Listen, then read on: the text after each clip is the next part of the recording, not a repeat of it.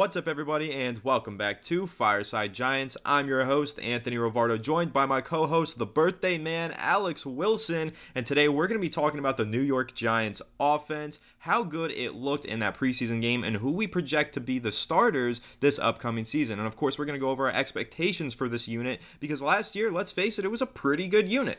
But it wasn't perfect. The Giants definitely had some room for improvement after last season, so they went out into this offseason, added a whole bunch of playmakers for Daniel Jones, and now heading into 2023, the second season under Brian Daboll and Mike Kafka, we do have some pretty high expectations for this offense, so we're excited to go ahead and dive into it in today's episode. But before we do all that, make sure to leave a like if you do enjoy this episode, subscribe to the channel if you are new, ring the bell so you don't miss an episode, and comment your thoughts on the topic down below in the comment section. If you're listening on Apple or Spotify, please make sure to leave us a 5-star review, and go ahead and follow us on all of our social media channels at Fireside Giants. But without further ado, Alex, happy birthday, my man. How are you doing, and what are your thoughts on this Giants offense? Thank you, good sir. I am doing fantastic, and as long as the Giants keep staying healthy and everything goes smoothly, my birthday will only get progressively better. But I'll tell you what, starting off with the quarterback position, I mean, obvious starter Tommy DeVito is going to be having a tremendous 2023 season. Obviously, just kidding. Daniel Jones in line for a huge year. And the one thing I am most excited about with Daniel Jones, the expansion of the deep ball, the expansion of the deep passing game. And I know you and Ali spoke about the receivers yesterday. I didn't really get my take on that, but I'll give you my 7 receivers. And, I didn't really actually think about this before, but I'll go with Isaiah Hodgins, Sterling Shepard, Jalen Hyatt, Paris Campbell, Darius Slayton. Well, I kind of use this finger before I use that finger. So we're at 5 now. And then who else do we have? We have Wan'Dale Robinson. And I want to say Cole Beasley. I want to throw Cole Beasley in there. I mean, I think Bryce Ford Wheaton could make this roster. And Brian Daboll, or rather Joe Shane, said recently that he's looking really good on special teams. So I guess he would take a receiver spot. Cole Beasley's kind of been injured the last couple of days. He hasn't played much. So at this point, I feel like he could be an asset. Like the way that he played in that first preseason game, he was really, really sharp. I really liked what I saw from Cole Beasley. I think there could be substantial value there, but you have to ask, do we have too many slot guys? Like, you have Paris Campbell, Wan'Dale, and Shep. Like, do you need that many slot guys? Now, you'll argue this. Shepard can play inside and out. You don't need him to be only a slot guy. So I think that's where I'm like, I don't really factor Shepard into the slot conversation because he played like 60% of his snaps out wide in 2021. So I feel like there is a lot more to do with him in that regard. Paris Campbell too, like he's had a lot of experience on the outside as well. So these guys are versatile. You don't need them to be specifically slot guys. You can move them around the formation, which kind of opens up the idea of Beasley being like that slot guy, especially with Wan'Dale kind of easing his way back in. Maybe you end up putting Bryce Ford Wheaton on the practice squad. I don't know if anyone's going to pick him up just yet. I don't think he's good enough for another team to see him as like an immediate roster spot candidate. It's possible, I guess, but I don't think that someone would steal him. The question is, like, do you protect him? I think the Giants are able to protect a couple guys every week, so they could protect Bryce Ford Wheaton as one of their primaries. So, they could go in these directions here, but those are the primaries. I feel really good. I mean, I factor Darren Waller into our receiver corps at this point. I don't even view him as a tight end. I view him more as a WR1. That $4 million cap hit. I mean, for goodness sake, I can't believe that we turned Kadarius Toney to Darren Waller and Trey Hawkins. I mean, if you guys recall, we got that 3rd round pick and then the 6th round pick too. Trey Hawkins is looking the part of a starter. I mean, it's just mind-blowing. The Giants did such a tremendous job improving the overall athleticism on this roster. That's what assistant GM Brandon Brown said this morning. We went out and we improved the athletic profile of our entire roster. We went out and got guys with 4.3 speed. We went out and got guys with tangible traits that are unmatched. You can't teach speed, guys. You can't teach athleticism, but you can teach coachability. You can teach guys that have that profile, and what they're doing with Hawkins is nothing short of just impressive. So you look at the cornerbacks. Now we're talking about the offense today, but I wrote this morning. I just wanted to get it off my chest. The cornerbacks here with Trey Hawkins and Deonte Banks. You're looking at two guys. Deonte Banks ran a 4.35, and Trey Hawkins ran a 4.39. And you're looking at these guys just tremendous tangibles. And then on top of that, you're looking at guys who are now on rookie contracts for the next 4 years. Deonte Banks, 5 years if you factor in the 5th-year option. So overall, I mean, I'm ecstatic. I'm so excited about this season, guys. This Giants team, I haven't been this happy and legitimately happy. In the past, I'd forced myself to be optimistic. I'm legitimately optimistic this year, and I think that's really, really exciting. So heading back over to the offense, Anthony, how excited are you? We'll start off here with the tight end position because I know I just said Waller's kind of a receiver here, but Daniel Bellinger and Waller, those wing formations, what they were doing with those two guys in that first drive against the Panthers, it got me really excited. That dynamic duo, how are you feeling about about that. That could be something really special we see this season. I think it could be really special, and it's something that I've been hitting on for the past few days since that preseason game. We saw the impact of Darren Waller in multiple ways during that first drive against the Panthers, because we saw him play as a receiver, we saw him play in the slot, we saw him play as an inline tight end, make plays from all three of those positions, and then we saw how he impacts other players in this lineup, because if you watch that touchdown, the Giants lined up with two tight ends on the left side, Waller in line, Bellinger also in line in that 12 personnel lineup, and you had a smash concept on the left side where you had Waller running the corner out to the back post, and then you had down in the flat Daniel Bellinger running wide open. What happened was Darren Waller was carving up the Panthers defense the entire drive, so once they got down into the red zone, they double teamed Waller, left Bellinger wide open for an easy walk-in touchdown. That's the impact of Darren Waller on Daniel Bellinger. A lot of people thought when the Giants traded for Darren Waller, the impact on Bellinger would be pushing him down the depth chart, taking away some of his snaps, giving him less opportunities to make plays, but in fact, it's the opposite. They're just going to run more 12 personnel. If you look at the stats, Daniel Jones excels with two tight ends on the field throughout his career. Historically, he plays better when the Giants have an extra tight end on the field, and now they have two really good tight ends. One is a superstar, and then one is a very good young and upcoming talent in Daniel Bellinger. So now you're going to see a lot of two tight end sets, maybe even some three tight end sets. Brian Dable, don't put anything past him. He likes to get creative and put the best players on the field. So once we get into the season, expect to see a lot of Darren Waller all over the field, but also expect to see a good, healthy helping of Daniel Bellinger at that tight end spot, making plays in the short to intermediate area, while Waller pretty much just runs all over the defense. And again, I just think that's where Darren Waller becomes so valuable to this team, because he's not just a tight end. He's a receiver. He's a slot guy. He is a tight end. He does all of these things, and the defense has to respect that. They are forced to match up against him, to double team him. So you're going to see opportunities where Darren Waller is running right down the middle of the field, and two players are just running after him, trying to guard him, and then there's Daniel Bellinger just sitting down in the flat, wide open, because nobody's paying attention to him. It's what we saw in that preseason game. We're going to see it all regular season long, and it's only going to be more impactful when Saquon Barkley is in the lineup, because that's a player who was missing on Friday's game against the Panthers. Saquon Barkley did not suit up for the preseason game. I don't blame him. I don't blame the Giants for bubble wrapping him. He does not need to play. But once we get into this upcoming regular season and we see Saquon Barkley on the field as well as Darren Waller, then you're going to have defenses basically put into a box. They're going to have to decide, are we double teaming Waller on this play, or are we double teaming Saquon Barkley? Because we know if we double team Barkley, Waller's going to get open. If we double team Waller, there goes Barkley. So that's what defenses are going to have to plan for against the New York Giants, and that's why this offense really does have potential to be one of the best in the NFL this year. Darren Waller changes the entire landscape of this offensive scheme and opens up opportunities for every single playmaker on this field. But I mentioned Saquon Barkley, Alex, and now I want to talk about Saquon Barkley, because I'm sure that you, as well as I, have very high expectations for him going into the season. We saw how he played last year. Finally returned to form, was fully healthy, put the team on his back in some of those games. I mean, you think back to that Chicago game where Daniel Jones had a hurt ankle, Tyrod Taylor dove into that concussion. So Saquon Barkley went out there in the wild card and pretty much put the team on his back and ran them across the finish line. So we know how impactful Saquon Barkley can be to this offense. But now, Alex, what's your new perspective, your new outlook on Barkley now that he's not the only superstar in the lineup, right? Like I mentioned, Darren Waller, defenses have to give him plenty of attention, but they got to do the same for Barkley. How do you think the impact, or how do you think the acquisition of Waller is going to impact Barkley and his production this season? Guys, I want to get something straight right off the bat here. Saquon Barkley may have his most efficient season as a Giant. I think when you look at his overall production, we may not see the replication of his rookie season, but I think in terms of yards per carry, in terms of yards after the catch, I think in terms of efficiency, he's going to be the most efficient version of himself this year, which also will keep him healthy, right? In a perfect world, Saquon Barkley gets less touches, because that means everybody else is getting more touches, and that's exactly what you want. The Giants had no choice but to lean on Saquon at a rate that was it was just unsustainable. Now they can start to spread the ball around. You're looking at Campbell, you're looking at Wanda, you're looking at Slayton, Hyatt, Waller, Bellinger. There's so many. You could run the ball with Daniel Jones, for God's sake. There's so many options the Giants have now, and this allows Saquon Barkley to command the attention he normally does.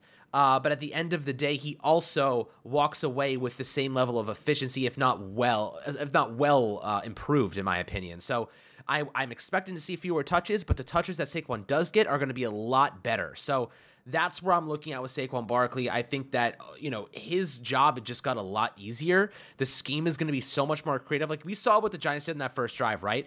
Imagine if there was a screen pass. I think they ended up throwing a slant to Waller, but it was supposed to be a screen pass to the running back. It was Eric Gray there. Instead of being Saquon Barkley, there was blockers, 3 or 4 blockers with nobody in front of him. If Saquon gets that ball, you're talking about 30, 40-yard game. Maybe he takes it to the house. Like that's the type of blocking he had. That's the type of advantage he had in that situation because of how the offense was schemed up. And then you had 3 guys on Waller. You had a linebacker that was hovering there. You had a cornerback on him. You had a safety crashing down. 3 guys they had on Waller still couldn't stop him. You know what I mean? Like you're looking at a scheme now that it isn't just relying on one player to confuse everybody. You have a scheme that you can't let Jalen Hyatt get in the backfield without having a deep safety over top. You can't let Darius Slayton get in the backfield without having a deep safety over top. If you have 2 guys streaking down the side, you need 2 safeties. You have to play 2 deep safeties, which means you're taking defenders out of the middle intermediate portions of the field.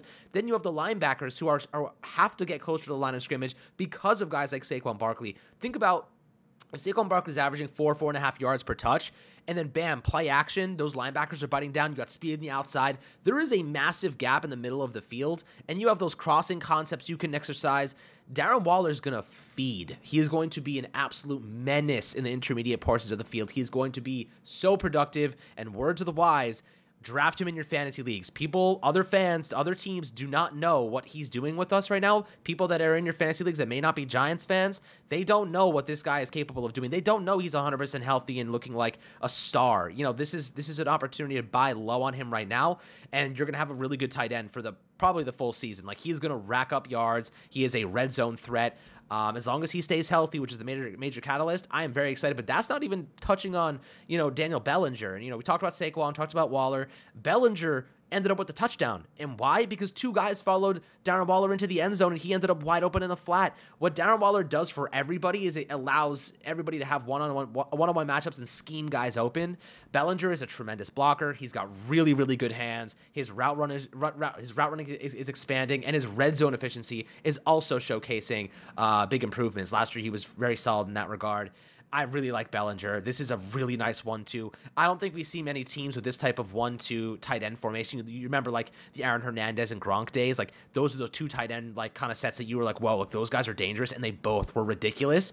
We may be kind of building something not similar to that, but similar in the way that we have 2 tight ends that are capable of producing at very high levels, and it's very unique because you don't oftentimes have that. Maybe you have a star running back and you have a star receiver. Maybe you have a really good tight end and maybe you're like the Chiefs and you have a couple of like middling receivers, minus Tyreek Hill obviously with Miami now, but like you just have so many weapons to go to here. A star tight end can work wonders for an offense. You don't need a wide receiver 1 if you have a superstar tight end. Now, again, Waller, I'm not going to say he's superstar right now, coming off 2 injury-riddled seasons. If all goes to plan, if fruition comes to reality, you're going to see this Giants offense take a step forward that is almost incomprehensible from what we saw last year. One of the biggest steps forward, I think, that we'll see in the NFL. Now's a good time to buy low on some of those projections if you're a betting guy. So I'm definitely excited about it. But, what are your thoughts on those topics? Listen, I think that you're right. It's time to buy low if you're a fantasy guy on these Giants playmakers. And I think that you mentioned Barkley, of course. You mentioned Waller, Bellinger, a lot of those guys. But even when you dig into this receiving core, it's deep, it's expansive. There's a lot of talent in there.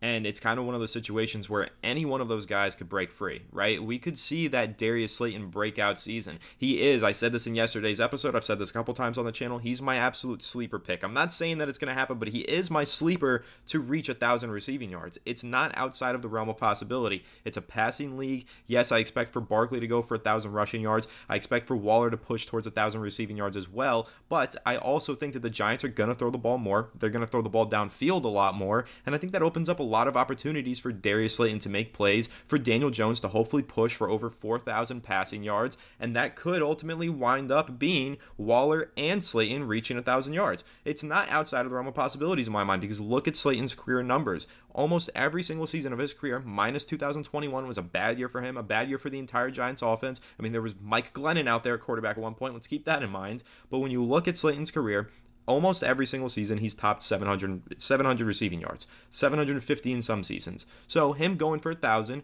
is not crazy. In fact, last year, if he wasn't banged up, he was on pace to go for 1,000 receiving yards. So it's a realistic possibility for him to crack 1K. And I think that when you look at Slayton in this offense now that he's not the focal point, I mean, let's be honest, guys, Darius Slayton, a good player, but should never be the focal point of a receiving game. But now he won't be. So now he has an opportunity here to kind of sneak his way wide open on a lot of these plays because, yes, he's the WR1, but he's not playmaker 1. He's playmaker 3 now, right? You have Barkley is playmaker 1. You have Waller is arguably the other playmaker 1, playmaker 2. And then you have playmaker 3 in Darius Slayton, and he's going to find himself in a lot of favorable matchups because of that and hopefully make a lot of deep plays and rack up a ton of receiving yards. Plus, as we know from speaking with Drew Lieberman, his wide receiver coach, he's really worked on some things. He's made a lot of progress this offseason on his hands, on his route running, his speed, everything. He's done a lot to improve his game. So I'm really high on Darius Slayton. That's a guy I think not enough people are hyping up, not enough people are talking about. He's a sleeper right now, and he realistically could crack 1,000 receiving yards. He was on pace to do it last year.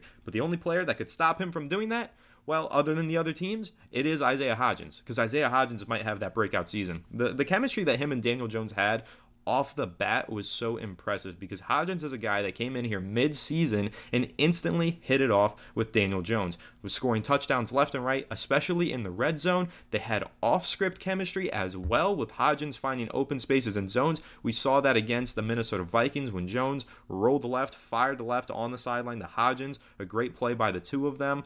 And you just see plays like that all the time from Isaiah Hodgins. They have good chemistry. And then the receiving core gets even deeper, Alex. You still got Jalen Hyatt, who a lot of fans feel like could sneak his way into the Offensive Rookie of the Year conversation if he continues to make plays like he has all throughout training camp. So when you're looking at this group of receivers, Alex, not to beat the dead horse here, but there's a lot of players to talk about, right? And we've been talking about them. But when you're looking at Darius Slayton, my expectations seem to be higher than most fans. Again, it's a sleeper pick for me, but I do think he could reach 1,000 yards. I want to know what your thoughts are on that, and also how you're feeling generally about other guys in this mix, like Hodgins and like Jalen Hyatt.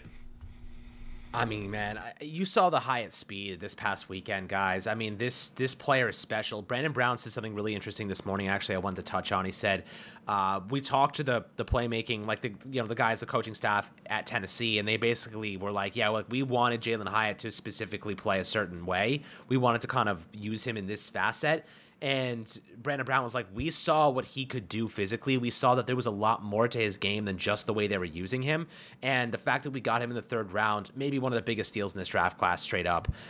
This is going to be a very fun year to watch him because you can't teach the level of speed he's got, guys. This generational speed, generational game speed. If you have him 1v1 with a safety, he just pulls away. Like that touchdown that he had, that little head fake, that little look inward to the field, that corner route. I mean, you saw the safety kind of bite, just to slip it, a little piece of the cookie. Hyatt was gone. He was gone. And he wasn't even running at full speed. He was jogging. It looked like he was jogging, and he took off. That level of efficiency is hard to come by. That level of speed is hard to come by. I think there's a very bright future for Jalen Hyatt. And you're looking at some of the other guys. Hodgins, very good hands. He got open a couple times. He played into the second quarter. I was very, very optimistic about what I saw from Hodgins. I think he's a good player. He's going to be a nice player on this team for at least this upcoming season. There's a lot of good receivers. But, Anthony, when you're looking at the offensive line, let's talk about them for a second. What are your thoughts on this guard position specifically?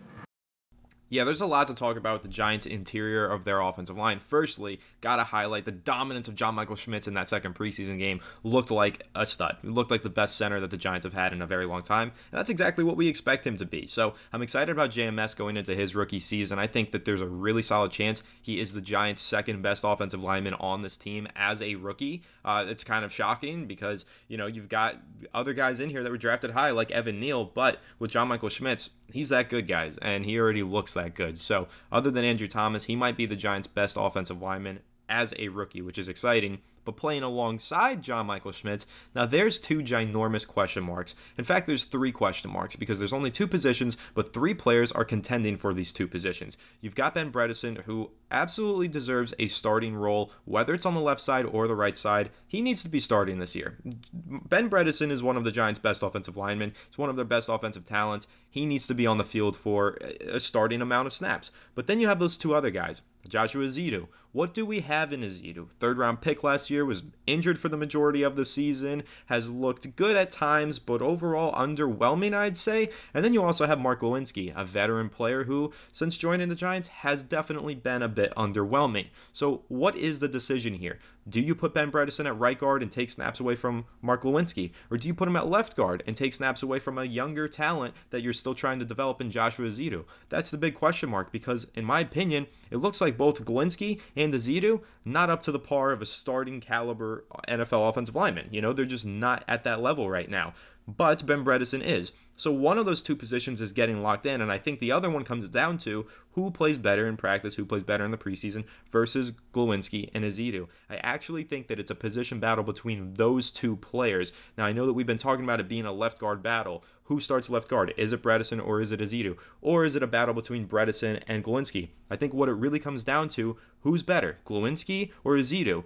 Whichever one is better, you start them, and then you plug Bredeson in on the other side. So if Lewinsky's better than Ezeudu, you put Bredeson at left guard. If Ezeudu's better than Lewinsky, you put Bredeson at right guard, and you start Ezeudu on the left side. That's how I think that this is going to shake out here. But at the same point, the Giants love doing that weird rotation thing at the guard position. All of last year, we had Nick Gates going in, then we had Ezeudu going in, then we had Bredeson going in. I don't really understand it. I know a lot of fans on social media also do not understand it, and a lot of the writers also agree. It's just kind of a confusing thing that the Giants are doing, but I think they're sticking with it because throughout the training camp, throughout preseason, they've been continuing to go with this rotation at the guard spot. Personally, I think you got to pick one guy, let him settle into the position, get comfortable, get used to the flow of the game in that position, but the Giants really like going with that rotation. So, Alex, what are your thoughts on that offensive line rotation that the Giants keep doing, and who do you think ultimately shapes out and becomes the starters at both of those positions?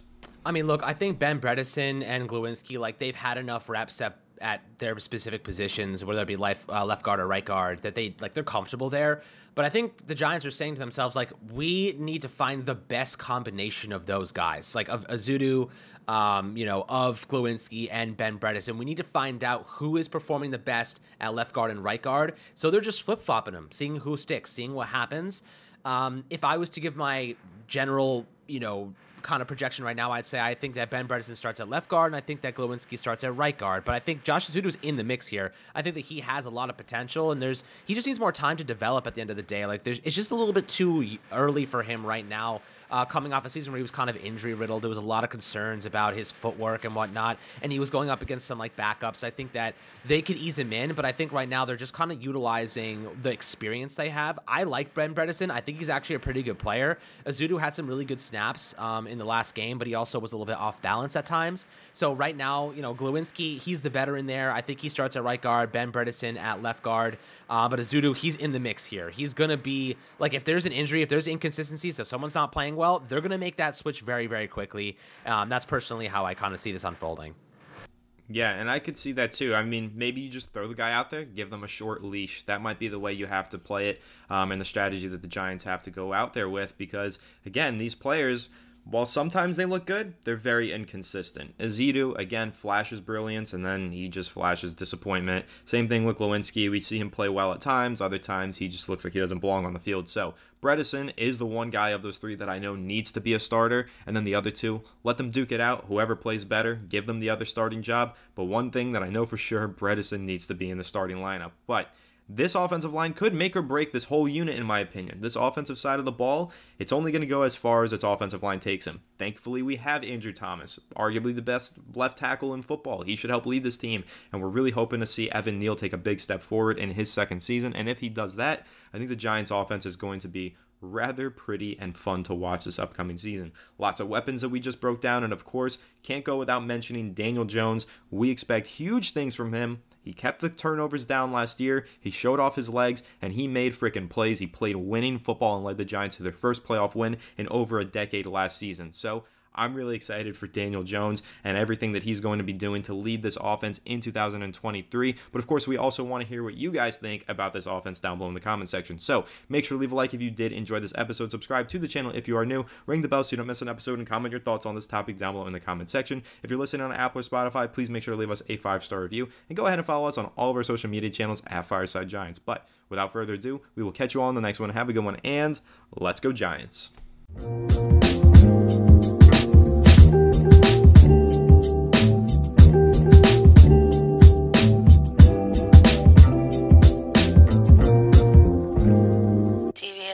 Bye.